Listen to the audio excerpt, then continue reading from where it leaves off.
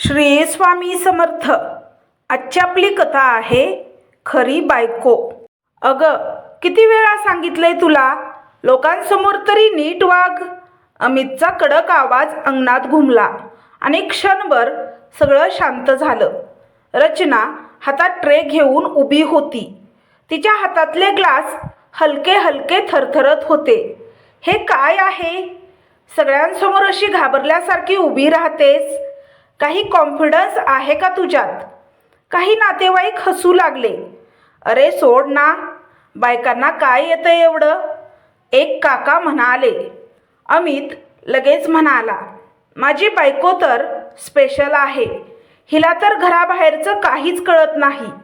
मोठं हसू पसरलं. रचनाने खाली मान घातली. तिच्या डोळ्यात पाणी दाटून आलं होतं, पण तिने ते कसंबसं थांबवलं. ती काहीच न बोलता वळली आणि स्वयंपाकघरात निघून गेली. गावातला तो मोठा वाडा. आज खूप दिवसांनी सगळं कुटुंब एकत्र जमलं होतं. दिवे, सजावट, रांगोळी आणि घरभर नातेवाईकांची लगबग.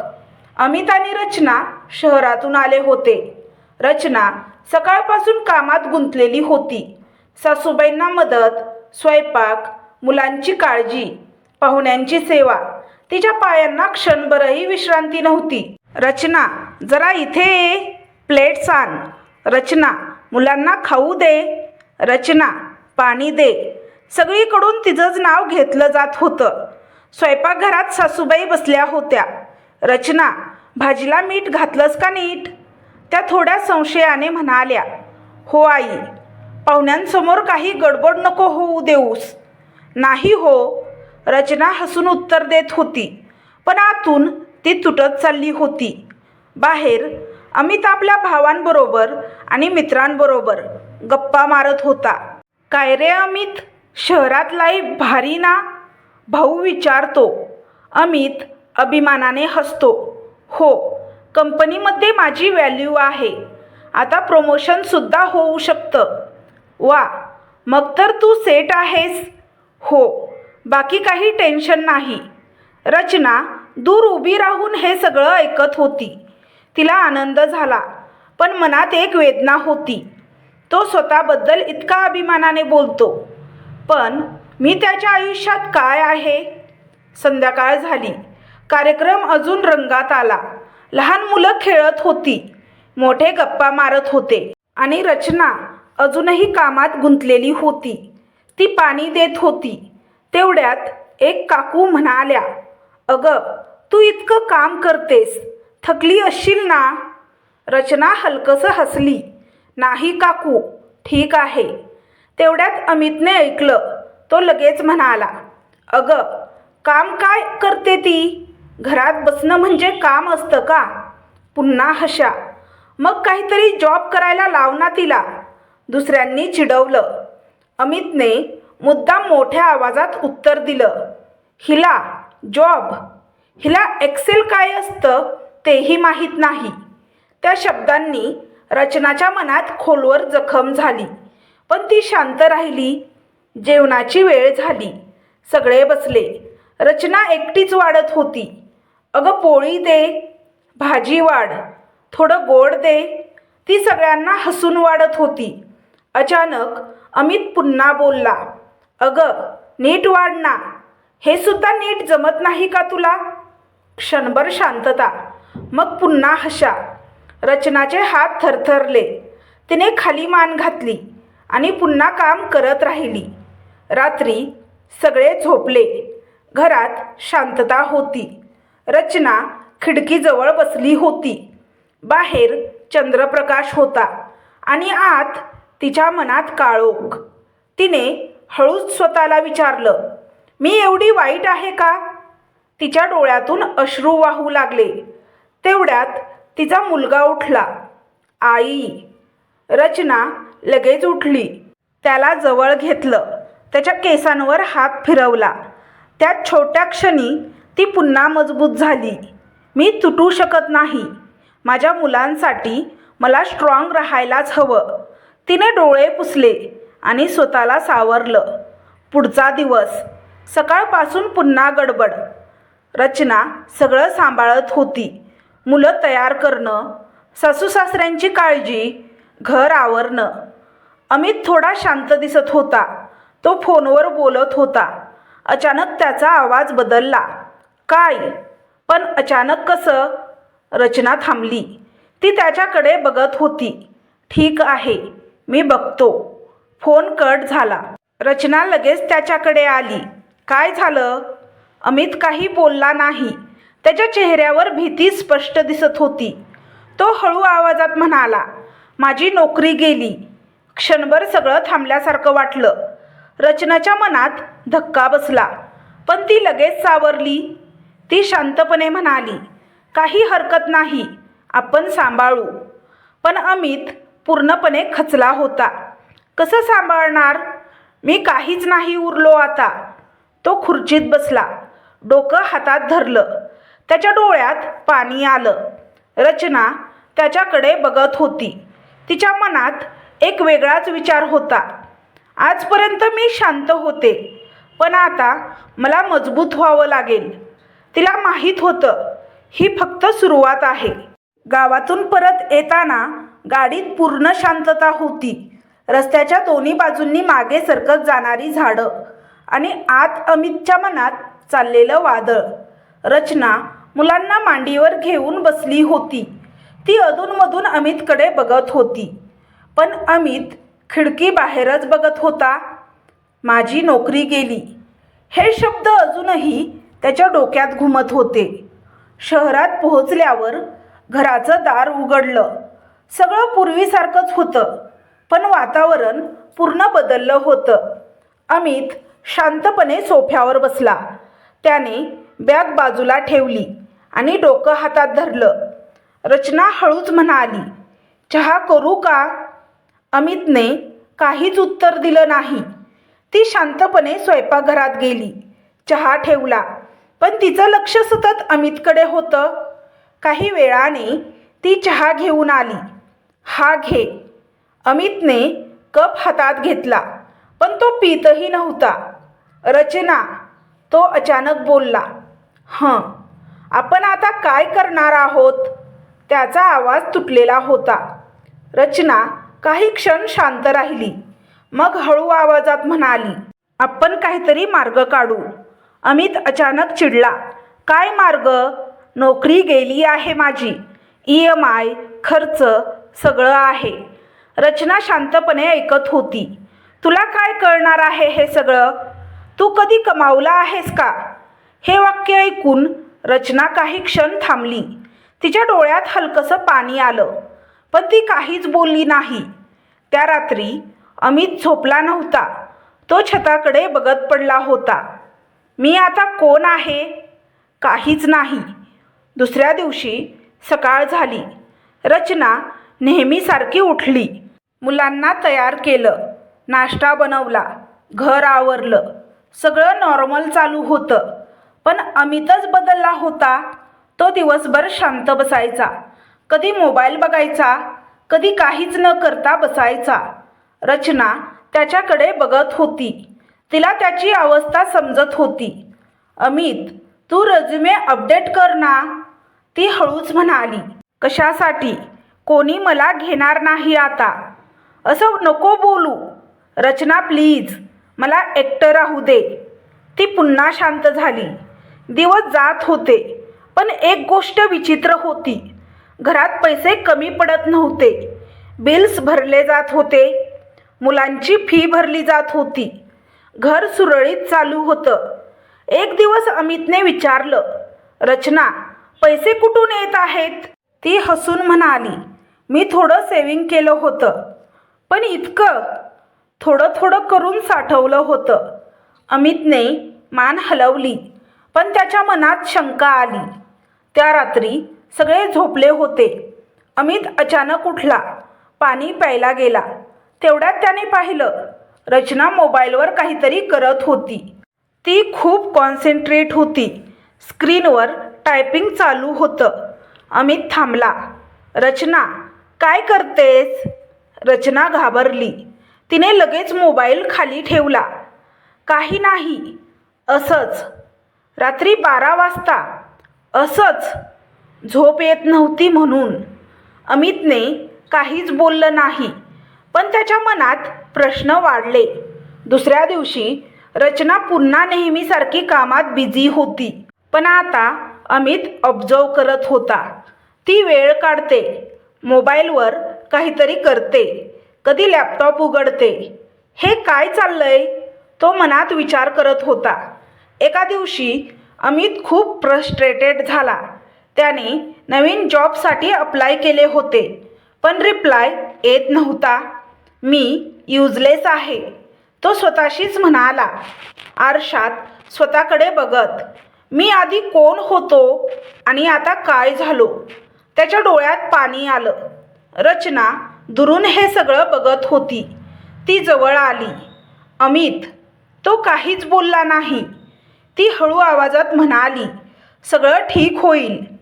तो अचानक म्हणाला, तुला काय माहीत आहे ठीक होईल की नाही? रचना थांबली. ती काही क्षण शांत राहिली. मग ती म्हणाली, मला माहीत आहे, कारण मी हार मानत नाही. अमित तिच्याकडे बघत राहिला. त्याच्या मनात पहिल्यांदाच एक वेगळा विचार आला. कदाचित मीच तिला कधी समजलो नाही.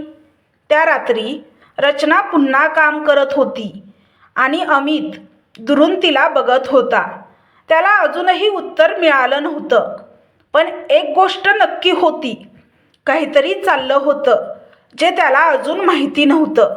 शहरात आलेल्या त्या दिवसानंतर काही आठवडे गेले होते. अमित अजूनही नोकरीच्या शोधात होता. पण प्रत्येक इंटरव्ह्यूनंतर त्याचा आत्मविश्वास थोडा थोडा तुटत होता. त्या दिवशी सकाळी फोन वाजला. अमितने उचलला. हॅलो, उद्या काकांच्या घरी कार्यक्रम आहे, सगळे येणार आहेत, तुम्ही दोघं नक्की या. अमित थोडा थांबला. त्याच्या चेहऱ्यावर तणाव दिसत होता. येतो. त्याने फोन ठेवला. रचना त्याच्याकडे बघत होती. कोणाचा फोन होता? घरी फंक्शन आहे, सगळे येणार आहेत. क्षणभर शांतता. अमितच्या मनात विचार सुरू झाला, तिथे गेलो तर? कोणी टोमणा मारला तर? रचना शांतपणे म्हणाली, जाऊया, टाळून काय होणार आहे? अमितने तिच्याकडे पाहिलं. दुसऱ्या दिवशी ते दोघं कार्यक्रमाला गेले. पुन्हा तोच वाडा, तीच गडबड, तेच लोक. पण यावेळी सगळं वेगळं वाटत होतं. अमितने आत पाऊल टाकताच काही लोक कुजबुजू लागले. तोच ना, त्याची नोकरी गेली? हो, ऐकलं मी. अमितने सगळं ऐकलं. पण तो शांत राहिला. रचना त्याच्या बाजूला होती. ती त्याच्याकडे बघत होती. थोड्या वेळाने सगळे एकत्र बसले. अमितचा भाऊ मोठ्या आवाजात म्हणाला, काय रे अमित, जॉब सर्च कसा चाललाय? सगळ्यांचे कान उभे झाले. अमित थोडा अडखळला. चालू आहे. भाऊ हसत म्हणाला, अरे म्हणजे अजून काही झालं नाही का?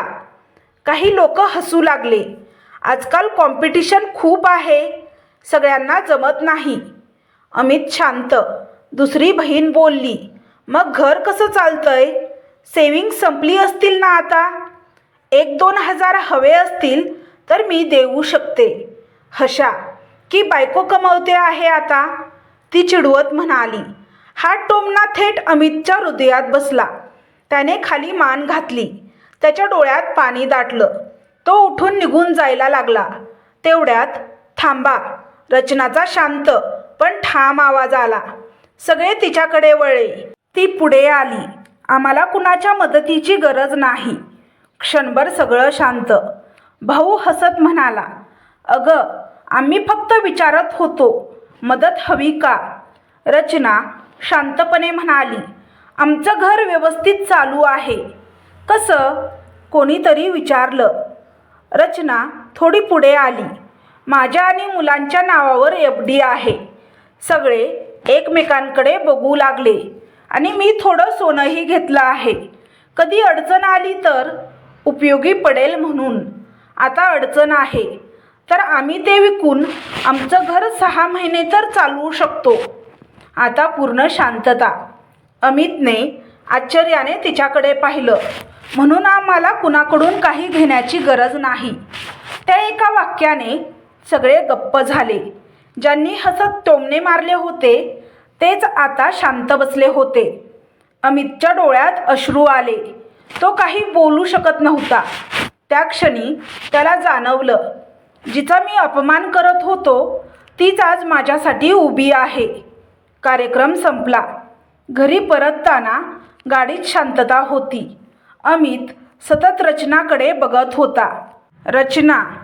ती त्याच्याकडे वळली. हं, तू हे सगळं काय बोलत होतीस?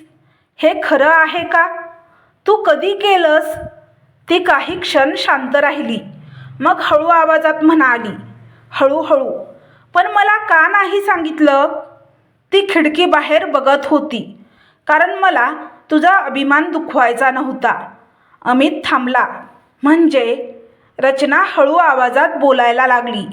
मी लहान होते तेव्हा माझी आई घरी बसून ब्लाऊज शिवायची. अमित लक्ष देऊन ऐकत होता. ती बाबांपेक्षा जास्त कमवायची, पण बाबांना ते आवडत नव्हतं. घरात रोज भांडण व्हायचं. तिच्या डोळ्यात पाणी आलं. आई फक्त घरासाठी काम करत होती, पण तिच्या कमाईमुळेच तिला दोष दिला जायचा. ती अमितकडे बघत म्हणाली, तेव्हाच मी ठरवलं होतं, मी कधीच माझ्या कमाईमुळे माझ्या नवऱ्याचा अभिमान दुखावणार नाही. अमित पूर्ण शांत. मी तुझ्याशी स्पर्धा करायला नाही, तुझ्या पाठीशी उभं राहायला आहे. गाडीत पुन्हा शांतता. पण यावेळी ती शांतता वेगळी होती. अमितच्या डोळ्यातून अश्रू वाहू लागले. मी तुला कधी समजलोच नाही. रचना काहीच बोलली नाही. ती फक्त हलकसं हसली. त्या क्षणी अमितच्या मनात एकच विचार होता, हीच माझी खरी बायको आहे. त्या दिवसानंतर सगळं बदलायला लागलं. अमित बाहेरून तसाच दिसत होता, पण आतून तो पूर्णपणे बदलत होता. घरी आल्यावर तो शांतपणे सोफ्यावर बसला होता. रचना स्वयंपाकघरात काम करत होती. पहिल्यांदाच अमित तिच्याकडे वेगळ्या नजरेने बघत होता. हीच ती व्यक्ती आहे जिला मी इतकी वर्ष समजलोच नाही. तिचा सगळ्यांसमोर मुद्दाम अपमान करत राहिलो. रचना नेहमीसारखीच काम करत होती.